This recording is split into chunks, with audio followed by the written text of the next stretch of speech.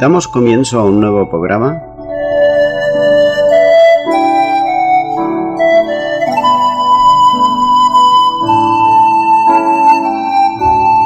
Servidores de Dios. Quien te habla es Manuel Cornejo.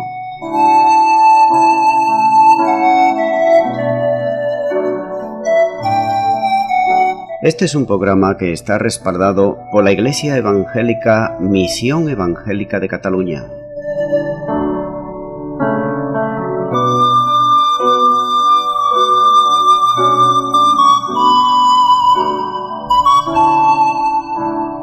Estamos situados en la ciudad de Sabadell, en la avenida Matadepera número 239.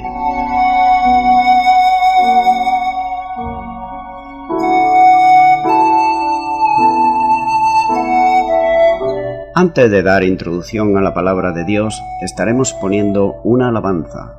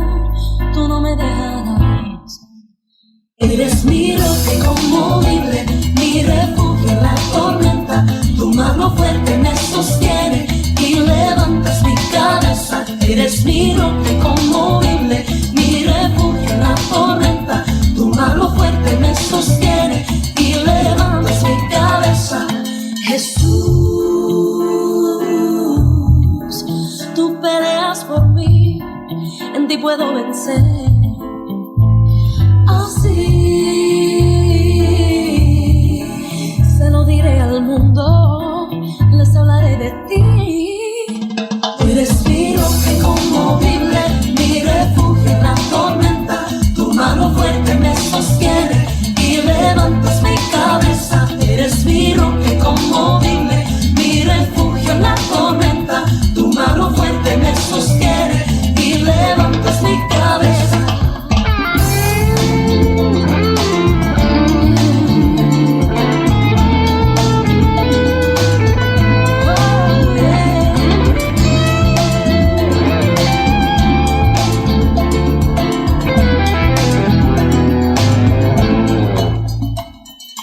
Tú me das la paz en la tormenta, tú eres mi descanso en el dolor. Tú me das la paz en la tormenta,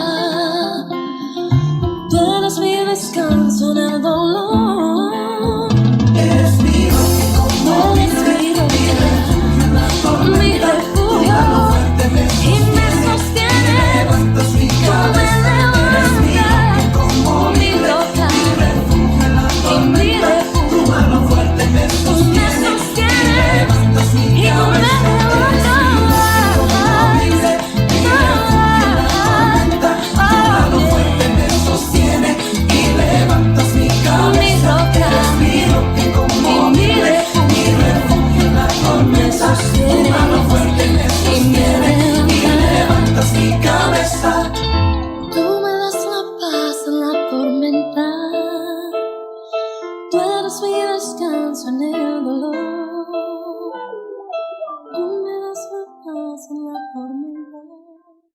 Bienvenido al programa Servidores de Dios. En el día de hoy estaré compartiendo la palabra de Dios y como es habitual lo estaré haciendo versículo a versículo y en esta ocasión será el capítulo 6 de Hebreos. El primer versículo nos dice lo siguiente: Por tanto, dejando ya los rudimentos de la doctrina de Cristo, vamos adelante a la perfección, no echando otra vez los fundamentos del arrepentimiento, de obras muertas, de la fe en Dios. En el capítulo anterior, es decir, en el 5, el escritor dice que a sus lectores que no son realmente capaces de asimilar la comida sólida. Estamos hablando espiritualmente, como por ejemplo acerca del orden sacerdotal de Melquisedec, porque son inmaduros, son bebés todavía. Este capítulo, sin embargo, comienza con unas palabras sorprendentes. Dice, por tanto, el escritor debe continuar alimentándolos con leche. Pero no dice esto, sino que dice, vamos adelante. Reflexionó que no iba a obtener ningún propósito bueno para estos hermanos hebreos, volviendo nuevamente sobre el ABC de las enseñanzas básicas cristianas. Siendo así, podría haber esperado que dijera, aún no están listos para el alimento sólido, aún necesitan leche. Pero él no dice esto, sino que dice, de todo modo. Por tanto, dejando ya los rudimentos de la doctrina de Cristo, vamos adelante y vamos hacia la perfección. ¿Por qué dice por tanto? Probablemente porque en la condición particular de la inmadurez de sus lectores es tan solo una apreciación de lo que implica el sumo sacerdocio de Cristo que pueda curarla. Sus mentes requieren ser ejercitadas, y la palabra lo ejercitaría como ninguna otra cosa puede hacerlo. Muchas veces las personas se cierran en banda, es decir, en sí mismos, y no quieren saber nada más. Es más, quieren que se le dé todo hecho. No quieren esforzarse absolutamente por nada. Y eso no es bueno, no solamente físicamente, sino también para la mente. Por ello hemos de procurar no quedarnos en el ABC, sino continuar adelante para saber más del Señor. Recuerda siempre esto. Contra más entendemos la palabra de Dios, más conocemos al Señor Jesucristo, que el autor de nuestra salvación, y de esa manera sabremos mucho mejor también servirle. De manera que sus mentes requieren ser ejercitadas, y la palabra de Dios la ejercitaría como ninguna otra cosa puede hacerlo. Han permanecido inmaduros durante demasiado tiempo. Por eso dice aquí el escritor, por tanto, Él le dará algo calculado para sacarlo de su inmadurez. Él le va a dar un alimento que le haga salir de ese retalgo en el cual ellos han caído. De manera que dice, así que, parafraseando este versículo, dejemos de discutir, dejemos ya de los rudimentos, no comencemos a echar nuestros fundamentos nuevamente. Es decir, no demos vuelta a la noria, no demos vuelta y vuelta para volver siempre a lo mismo, a los rudimentos, sino que vamos a avanzar. No nos vamos a quedar simplemente ahí. Es cierto que hasta aquí no habéis hecho nada, pero olvídalo. A partir de ahora vamos a comenzar a crecer espiritualmente. Los rudimentos, las enseñanzas elementales acerca de Jesucristo, como dice la Biblia de Jerusalén, y el fundamento son la misma cosa, descrita con dos figuras diferentes. Antes de continuar, sin embargo, hace aquí una lista de algo de los rudimentos que ellos estaban ahí empeñados, y se enumeran 6 asuntos que se agrupan naturalmente en 3 pares. El primero de ellos es el arrepentimiento de obras muertas. El segundo es la fe en Dios, y el tercero la doctrina del bautismo, o mejor, la instrucción sobre el bautismo. El cuarto, la imposición de manos. Quinto, la resurrección de los muertos. Y sexto, el juicio eterno. Esto sugiere echar un fundamento de arrepentimiento de la fe, ya que consiste en la instrucción acerca del primer bautismo, el segundo la imposición de manos, el tercero la resurrección y, como he dicho, el cuarto el juicio.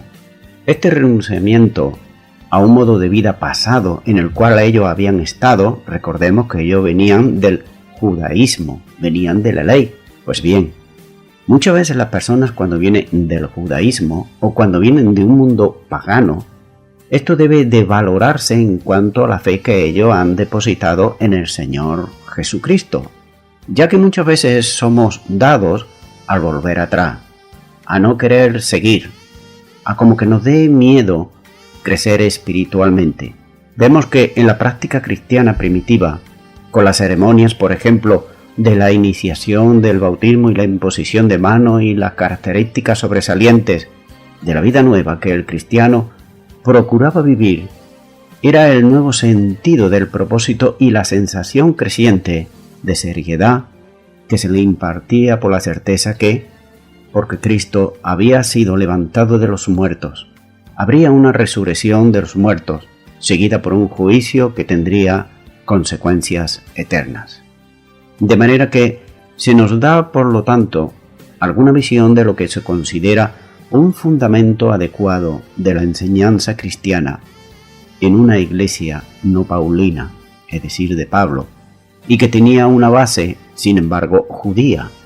Cuando consideramos los rudimentos, uno por uno, lo notable es que esta lista poco hay que sea distintivo del cristianismo, ya que por los practicantes cada punto podría haber tenido su lugar en una comunidad judía mediante, es decir, en una comunidad judía que fuese ortodoxa. Cada uno de ellos, por cierto, adquiere un significado nuevo en un contexto cristiano, pero la impresión que tenemos es que la creencia y la práctica judías se utilizaban como fundamentos sobre las cuales construir la verdad cristiana. Y lo vamos a ver, por ejemplo. En primer lugar está hablando del arrepentimiento de obras muertas. Obras muertas son obras de las cuales uno debe de arrepentirse.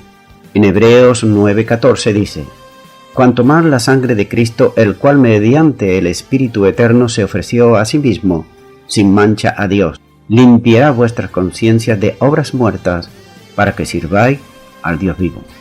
De manera que estas obras muertas son obras de las cuales la conciencia debe ser limpiada, por lo cual probablemente no son las obras de la ley, ni siquiera las ceremonias sacrificiales prescritas por la ley, aunque nuestro autor aquí a esta carta sí las considera obsoletas y moribundas. Son obras que concluyen en la muerte porque no son prescritas por Dios y por tanto no son buenas, ya que pertenecen al camino de la muerte y no al camino de la vida. En segundo lugar vemos la fe en Dios. Las dos últimas citas ilustran la estrecha asociación que existe entre el arrepentimiento y la fe.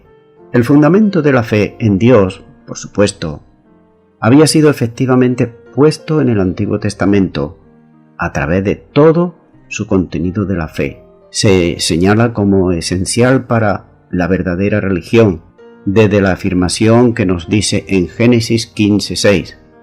Abraham creyó a Jehová y le fue contado por justicia, hasta el testimonio de Habacuc, en Habacuc 2:4, donde dice la palabra: el justo por la fe vivirá.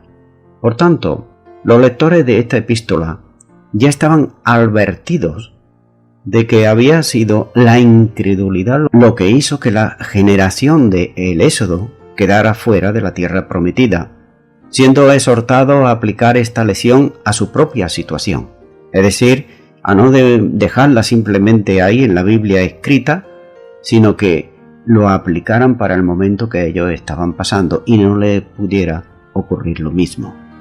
La fe en Dios debe incluir la fe en sus mensajeros, y la fe del Evangelio de Dios incluía o equivalía a la fe en Cristo.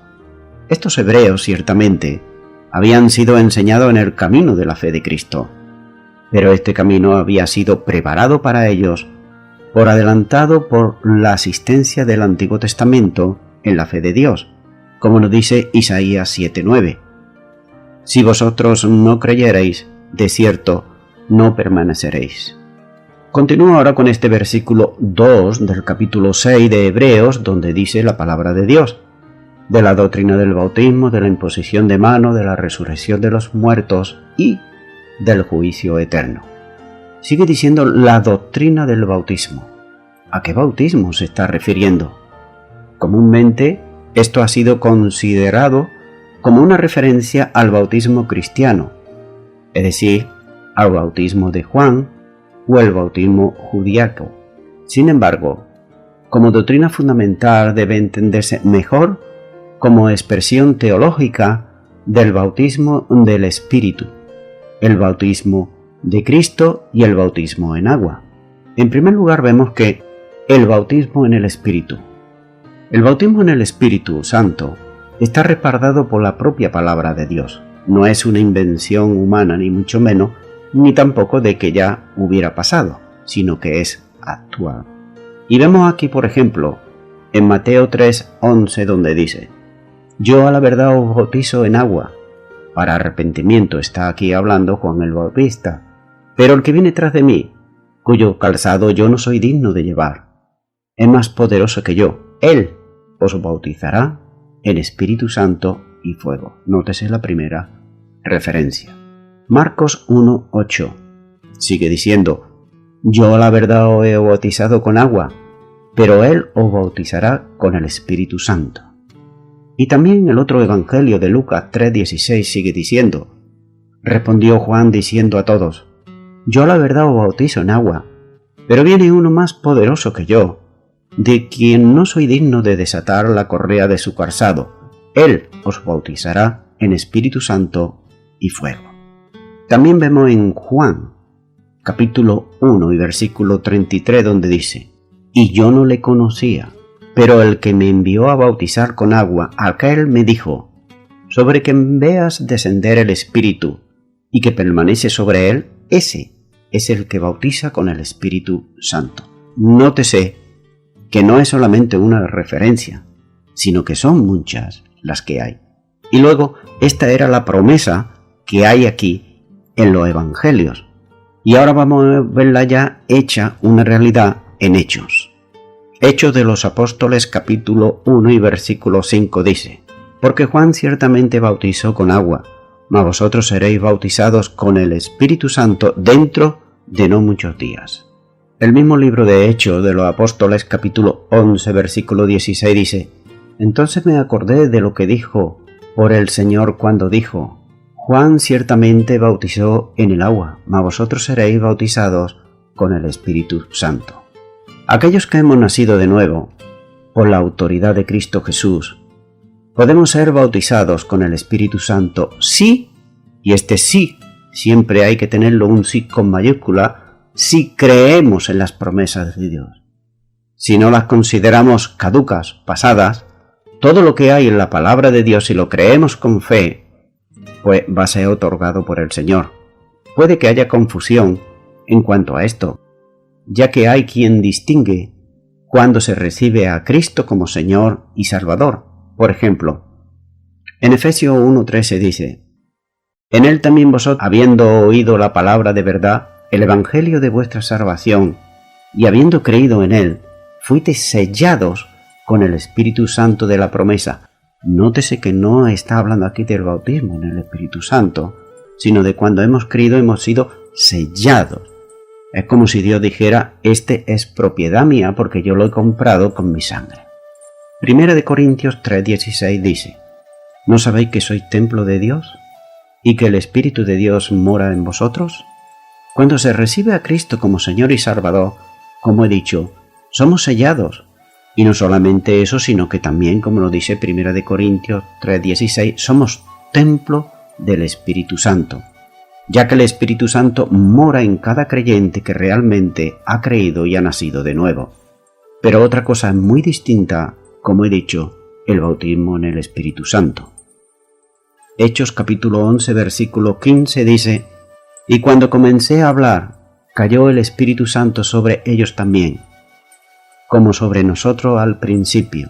Aquí está hablando también de ese bautismo en el Espíritu Santo que nos habla el mismo libro de Hechos capítulo 1. Hechos 19:2 dice: les dijo: ¿recibiste el Espíritu Santo cuando creísteis? Y ellos le dijeron: ni siquiera hemos oído si hay Espíritu Santo. Y el versículo 6 de este mismo capítulo 19 de Hechos dice: y habiéndole impuesto Pablo las manos, vino sobre ellos el Espíritu Santo, y hablaban lenguas y profetizaban. nótese, y hablaban lenguas y profetizaban. Sin embargo, hay quien en la actualidad piensa que este bautismo del Espíritu Santo tuvo lugar una sola vez y por lo tanto es irrepetible. Sin embargo, a estas personas que piensan muy teológicamente, muy serios, que quizás tienen doctorado de teología y estudios, son doctores en la palabra de Dios, a estas personas yo le haría la siguiente pregunta. ¿Qué pasa cuando una persona recibe a Jesucristo como Señor y Salvador y en ese mismo momento es bautizado con el Espíritu Santo? ¿Me lo pueden explicar? ¿Qué pasa con aquellos que llevan unos días o quizá un mes o 2 meses y quieren más del Señor, desean más de Dios, viven en ese amor del Señor y el Señor los bautiza con el Espíritu Santo? Sin embargo, sin ellos saber siquiera lo que es eso, sino que empiezan a hablar en lenguas y a cantar cánticos espirituales al Señor sin que nadie le haya enseñado ni nadie le haya dicho absolutamente nada. Algunos de estos teólogos, doctores, dicen, bueno, esos son lenguas del diablo. Muy bien. Si ellos lo creen así, me pueden responder entonces, ¿el diablo alaba y adora a Dios? Porque aquel que ha sido bautizado en el Espíritu Santo alaba y adora a Dios. Sin embargo, el diablo no lo hace. De manera que tenemos aquí la enseñanza, que no es solamente para aquel tiempo, sino para el tiempo en el día de hoy, siempre que haya un corazón dispuesto y que crea seriamente en la palabra de Dios. Por tanto, los hombres y mujeres que hemos creído debemos de dejarnos ya de esas simpleces que son humanas y dejar que el Espíritu de Dios tome el control de nuestra lengua para alabar, para adorar a Dios y también para profetizar y hacer lo que Él mande. Sigue diciendo este versículo 2, la imposición de manos. La imposición de manos era una antigua práctica cristiana, asociada especialmente con el hecho de impartir el Espíritu Santo. Y ese es el significado más probable aquí. Pero también fue heredada del Antiguo Testamento, donde se la utilizaba especialmente para comisionar a alguien para un oficio público, como nos dice por ejemplo en Deuteronomios capítulo 34 y versículo 9, donde dice, y José, hijo de Nun, fue lleno del espíritu de sabiduría, porque Moisés había puesto sus manos sobre él. Vemos aquí esta referencia que ya es del Antiguo Testamento. Vemos también que era parte ritual de sacrificio, como lo muestra en numerosas ocasiones en el libro de Levíticos. Ahí se ve muchísimas veces. En el judaísmo rabínico, el término aparece regularmente en el sentido de ordenación de ancianos. Sigue también diciendo este versículo 2 de la resurrección de los muertos. La resurrección del Señor Jesús le dio importancia especial a esta doctrina en la Iglesia. Pero la doctrina, como tal, no era ninguna innovación en los tiempos del Nuevo Testamento, ya que fue sostenida por los fariseos, como dice en Hechos capítulo 23 y versículo 8. Porque los saduceos dicen que no hay resurrección, ni ángel ni espíritu, pero los fariseos afirman estas cosas. Es decir, los fariseos afirmaban estas cosas. Recordemos que los fariseos eran entendidos en la palabra de Dios, del Antiguo Testamento, muy entendidos, pero no eran hacedores en absoluto de la palabra de Dios. Eran, como algunas veces se suele decir esa palabra, no me seas fariseo, es decir, no me muestres con tu aspecto, con tus cosas, lo que no hay en tu corazón. Es decir, ellos sabían muy bien la palabra de Dios, pero no la ponían por obra. Entonces, encontramos en ella la garantía de que la esperanza ancestral de Israel sería realizada en perpetuidad. Fue enseñada expresamente en el Antiguo Testamento, como nos dice Isaías 26:19 y Daniel 12:2, y como Jesús lo señaló, fue enseñada implícitamente en una nueva etapa anterior, cuando Dios, que es el Dios de vivos, recordemos esto, no de muertos, se proclamó a sí mismo el Dios de Abraham, de Isaac y de Jacob, como nos dice Éxodo 3:6 y Marcos 12:26. Sigue también diciendo este versículo 2, juicio eterno. La creencia judía en la resurrección estaba estrechamente asociada con la expectativa del juicio por venir. El hecho de que Dios de Israel es juez de toda la tierra, como nos dice los Salmos, y de su pueblo en particular, es una parte esencial de la revelación del Antiguo Testamento. Cuando Abraham intercedía por Sodoma, a Dios le dijo, Génesis 18:25, lejos de ti el hacer tal que hagas morir a justo con el impío, y que sea el justo tratado como el impío, nunca tal haga, el juez de toda la tierra, nótese, el juez de toda la tierra, ¿no ha de hacer lo que es justo? Nótese que le está diciendo, tú eres el juez de toda la tierra. Isaías, capítulo 33, versículo 22 también dice, porque Jehová es nuestro juez, Jehová es nuestro legislador, Jehová es nuestro rey, Él mismo nos salvará. Sus continuos juicios de Dios sobre la tierra, sus continuos juicios de Dios en la historia, estarán resumidos en el juicio escatológico que nos habla de Daniel 7:9 al 33. En la creencia cristiana aquel, con apariencia de hijo de hombre, como nos dice Daniel, a través del quien se lleva a cabo el juicio escatológico, se identifica aquí explícitamente con el Señor Jesús. Continúo ahora con el versículo 3 de Hebreos capítulo 6. Dice, y esto haremos, si Dios en verdad lo permite. Fue sobre el fundamento que ya se había puesto en el Antiguo Testamento, como estoy explicando, y sobre el cual su estilo de vida ya estaba basado. Ese estilo de vida, ese fundamento que ya estaban basado, ya venía de antiguo y por tanto a quienes iba dirigida esta carta lo sabían muy bien. De manera que este pueblo había recibido el Evangelio, que son buenas noticias. Esto hay que tenerlo en cuenta. Cada uno de nosotros cuando venimos a Cristo, ¿cuál era la enseñanza que teníamos anteriormente? Si era judío, pues quizás la ley. Pero una gran mayoría, a lo mejor venimos del catolicismo romano. Y vemos que todas esas cosas ahora, que hemos venido a Cristo, recibían un significado más completo y nuevo debido a la llegada de Cristo al mundo.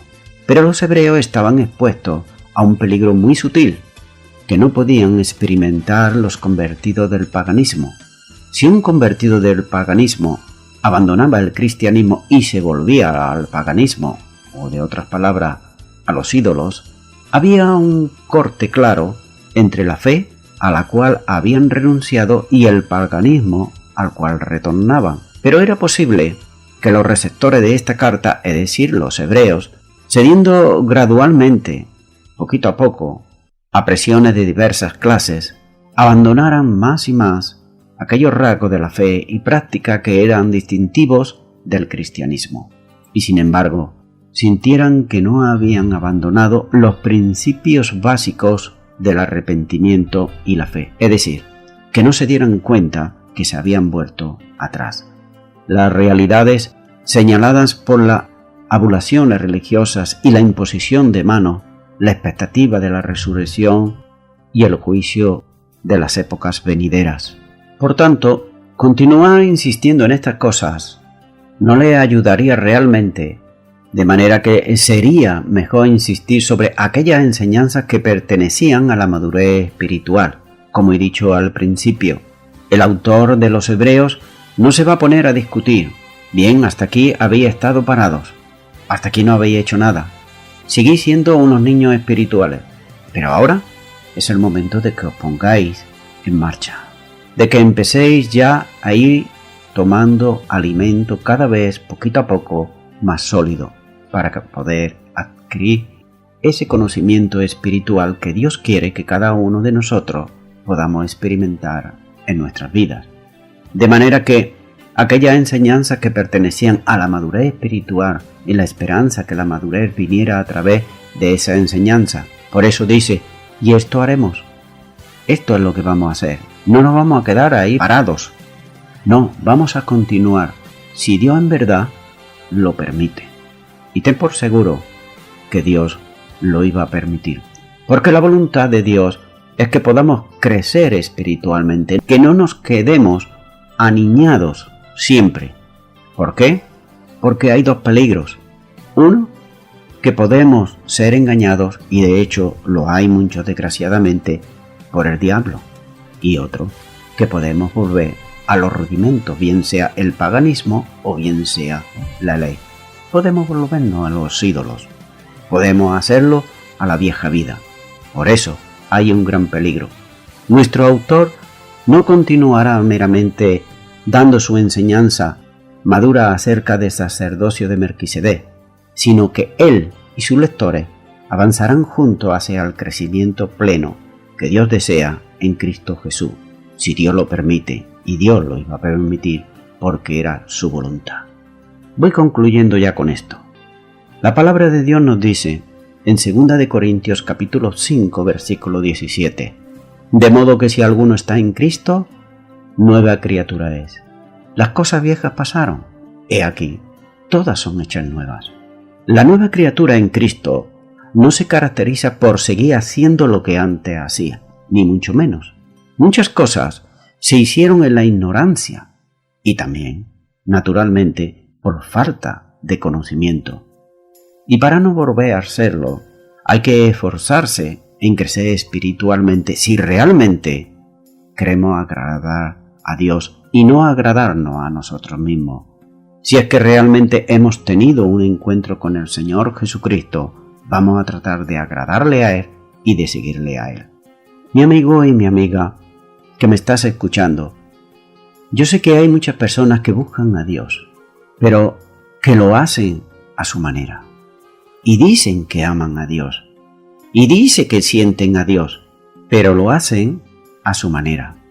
Y lo hacen también en lugares y en sitios que no son los adecuados, porque son lugares que hablan de Jesús.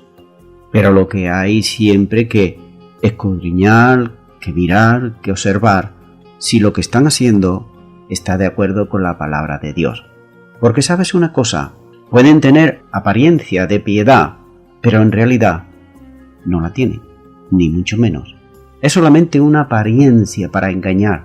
Pero si tú estás fundamentado en la palabra de Dios, si tú conoces la Biblia, la palabra de Dios, te darás cuenta que esa persona pues es un hipócrita, que trata de engañar. Otros dicen ser cristianos, pero en realidad también, y lo más lamentable, es que desconocen la Escritura, la palabra de Dios. ¿Te puedes imaginar? A una persona, por ejemplo, que diga yo soy militar o yo soy policía, pero en realidad no recibo órdenes de nadie, porque no me someto ni las conozco, porque no conozco realmente a esa persona que me va a dar las órdenes. Entonces, ¿qué es lo que haría esa persona que dice que es militar o que es policía? ¿Qué hará? Hacer su propia justicia, pero no la que está impuesta por el gobierno en el cual está viviendo. La Biblia, que es la palabra de Dios, nos enseña que debemos de hacer para encontrarnos con el autor de la salvación, que es el Señor Jesucristo. El Señor Jesús, Él ya dio el primer paso, dando su vida en la cruz del Calvario, para que todo aquel que crea en Él sea salvo y tenga vida eterna. Pero ha de creer con un corazón sincero y con fe, sabiendo que Él pagó ese rescate. Él se puso en tu lugar. Imagínate que tú ahora cometes un delito y te condenan, por ejemplo, a muerte. Pues bien, esa condena de muerte, Él se puso en tu lugar. La palabra de Dios nos enseña y nos dice, por cuanto todos pecaron, todos están destituidos del reino de Dios. Absolutamente todos. Y nos dice también, pero la paga del pecado es muerte. Pero la dávida, lo que Dios da, es salvación en Cristo Jesús.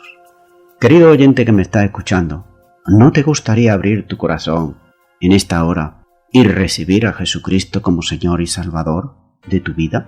Este ofrecimiento no viene de una persona, no viene de ninguna institución, viene del mismo Dios que dio su vida por ti. Si es así, que tú quieres orar, yo te animo ahí, quizás no sepas hacerlo, pero yo con unas palabras muy sencillas, muy cortitas, te animo a que puedas orar conmigo en esta hora y puedas decir ahí a donde estás: Señor Jesucristo, te pido perdón por todos mis pecados. Hasta ahora he creído que te conocía, pero en realidad hacía mi voluntad. Me decían cosas de ti, pero no leía tu palabra, y me he dejado guiar por hombres. Me he dado cuenta que la religión no me ha llevado a nada. Por eso confío en ti, Señor Jesús, tú que estás vivo, tú que resucitaste de entre los muertos, a ti. Te abro ahora mi corazón y te recibo como mi Señor y mi Salvador. Y yo te doy todo mi ser, mi cuerpo, alma y espíritu, desde ahora y para siempre, en el nombre de Jesús. Amén. Bien, amigo y amiga, si tú has hecho esta oración de todo tu corazón, pues tú ahora debes de hacer algo de tu parte. No solamente como estos hebreos que hemos estado compartiendo, quedarse ahí siendo unos bebés espirituales. No, es bueno que tú puedas leer la palabra de Dios, que comiences con los evangelios y que sigas progresando, pero para ello es también bueno que asistas a una iglesia cristiano evangélica, no cualquiera, sino donde se predique la sana doctrina, donde tú puedas ver que se usa la Biblia, y no solamente se usa, sino lo que se dice, se hace. Por ello, te insisto, visita una iglesia cristiano evangélica donde se predique la sana doctrina, y ahí podrás crecer con tus hermanos en la fe. Y a toda la audiencia, nuevamente ya me estoy despidiendo de todos ustedes, y será Dios mediante hasta el próximo programa. Que Dios os bendiga a todos. ¡Llénanos, Señor! Sí, Jesús. Nuestra confianza está puesta en ti, oh Dios. Reconocemos que tú nos sustentas, que tu diestra nos guarda. Por eso confiamos en ti, Señor. Aleluya. Cante conmigo. Guárdame, Jehová, porque en ti he confiado. Si es mi Señor, no hay bien fuera de ti. Jehová es la porción, herencia en mi copa.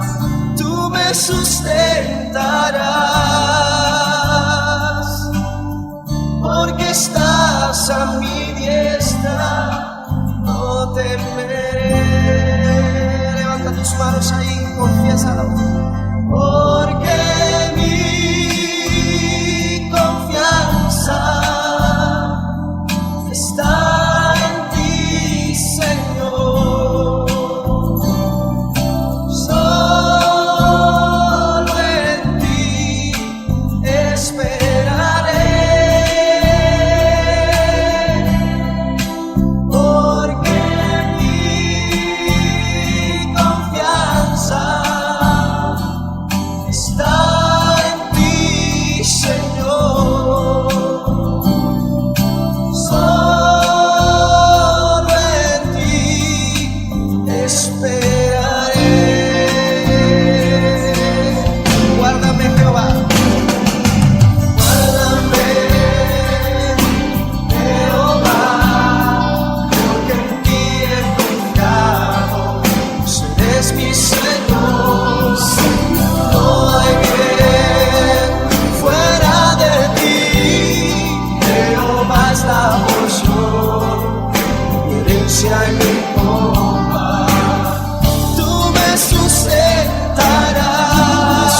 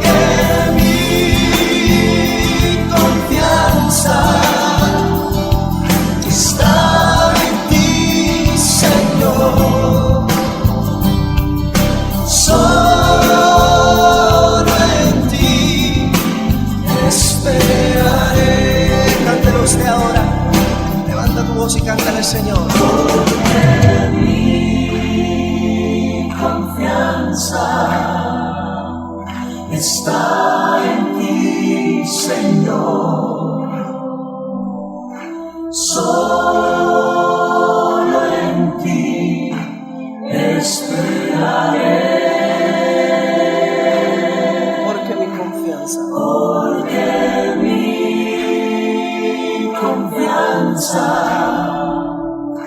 Está